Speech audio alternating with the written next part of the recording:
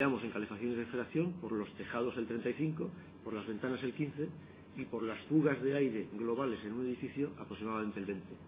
Y eso no lo vemos y por lo tanto no somos conscientes. ¿Y por qué insisto en la información? Pues también porque desde hace, por ejemplo, en España, hace 3 años, es obligatorio que cuando uno compra un edificio, una casa, el vendedor le informe al comprador de cuál es la calificación energética de su edificio. La calificación energética es lo mismo que lo que tenemos en los electrodomésticos, en que una calificación energética A es el electrodoméstico que consume poco o casi nada, y una calificación energética de F o G son los electrodomésticos que consumen mucho. Entonces, hay incluso en casi todas las comunidades autónomas programas de financiación a los particulares para que compren ese tipo de electrodomésticos, ya sea. Bueno, pues en los edificios es obligatorio y sin embargo no se cumple. Solo hay en España 7 u 8 comunidades que han constituido el registro de este tipo de edificios. Bueno, es decir, que la opinión pública hoy no es consciente de todas esas cosas que nos hacen consumir energía de una manera importante. Entonces, ¿nuestro mensaje cuál es? Bueno, nuestro mensaje es: está muy bien toda esta concienciación pública, las energías renovables, los electrodomésticos de bajo consumo, pero ataquemos el problema desde la base. La base es el ahorrar energía de calefacción y refrigeración en nuestros edificios. Como decía antes, consumimos el 35-40% de la energía del país en la edificación. Y además un país como el nuestro, en el que el 80 y algo % de la energía la compramos fuera, pues no solo es un despilfarro de energía, es un despilfarro de dinero tremendo. Entonces, por eso nosotros hablamos de lo que es la tríada energética. Primero, reduzcamos el consumo, hagamos que las envolventes de los edificios sean eficientes. Después, toda esa energía que ya hay que consumir, consumámosla de energías renovables. Y como tercera medida, cuando tengamos que cambiar los equipos de nuestros edificios, cambiémoslos por equipos más eficientes. Un ejemplo, y esto es una casa real. La casa de la izquierda es una casa que existe en Dinamarca, que se construyó con criterios de edificio de consumo casi nulo, lo que se llama passive house en el sector, casas pasivas. Esa casa bien aislada, en realidad lo que se hace es una envolvente del edificio que permita que la energía que consumimos en calefacción se quede dentro y no se pierda por las paredes. Toda la energía de ese edificio, de esa casa, que es una casa individual, es capaz de producirla un sistema de placas solares de 20 metros cuadrados, para una casa de 150 metros cuadrados de superficie. Si esa casa no estuviera perfectamente aislada, necesitaría 232 metros cuadrados de paneles solares. Efectivamente, la energía mejor que sea sostenible que no procedente del petróleo, pero así y todo, si no aislamos bien el edificio, la cantidad de sitio que necesitamos para poner paneles solares no existe. No tenemos techos suficientes en nuestros edificios. De manera que, primera medida, ahorremos en la envolvente.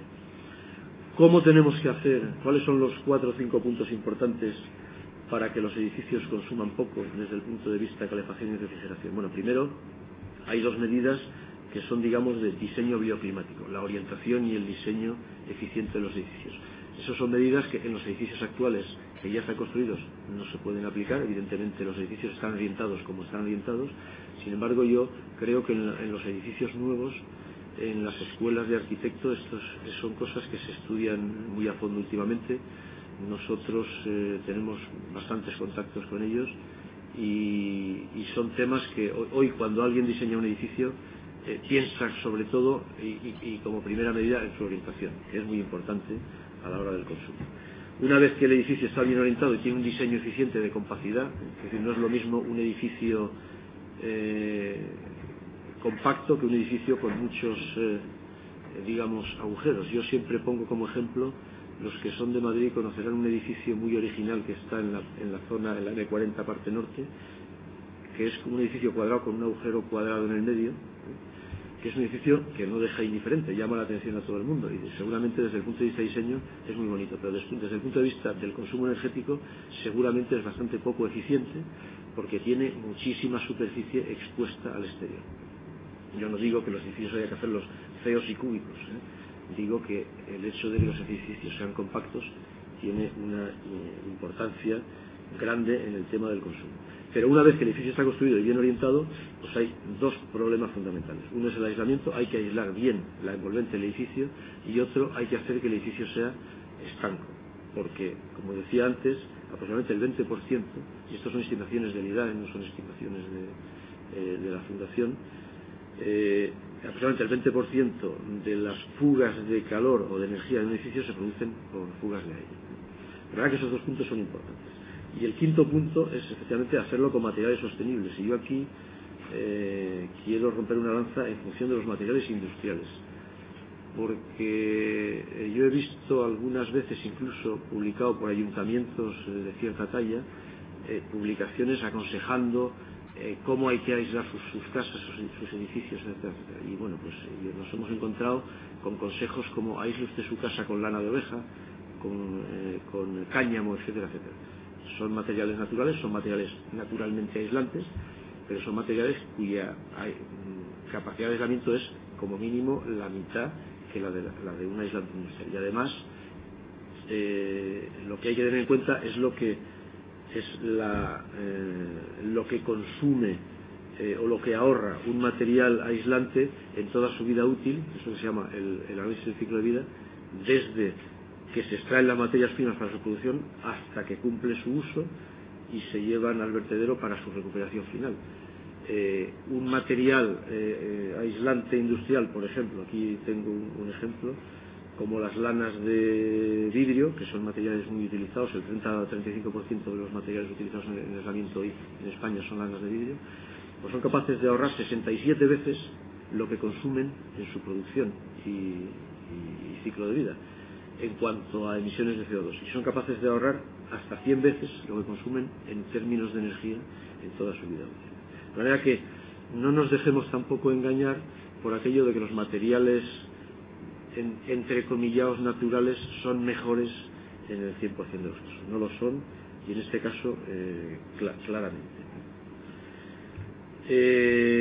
Volviendo a lo del mensaje, como veíamos antes, en Europa el 41% de las emisiones de gases y consumo de energía se produce en la edificación, y Europa, consciente del problema, pues se ha trazado la estrategia de 20-20-20 que hace necesario que en nuestros edificios reduzcamos como mínimo el 70% del consumo para poder cumplir estos compromisos. De manera que una de las cosas que tenemos que hacer a corto plazo y que está pendiente de que se apruebe es la revisión del Código Técnico de la Edificación. La revisión del Código Técnico de Edificación debería hacerse antes de que acabase este año, si los plazos se cumplen, y nosotros creemos que es importantísimo que en ese Código Técnico, y entro en las propuestas, seamos ambiciosos. Yo creo que tenemos tres problemas en España en este tema. Uno, la revisión del Código Técnico; otro, impulsar la rehabilitación, porque hay muchos edificios en España que no tienen ningún tipo de aislamiento y que consumen mucho; y otro, impulsar el etiquetado energético, que nos parece una herramienta muy potente para que la sociedad comprenda por dónde se le escapa la energía.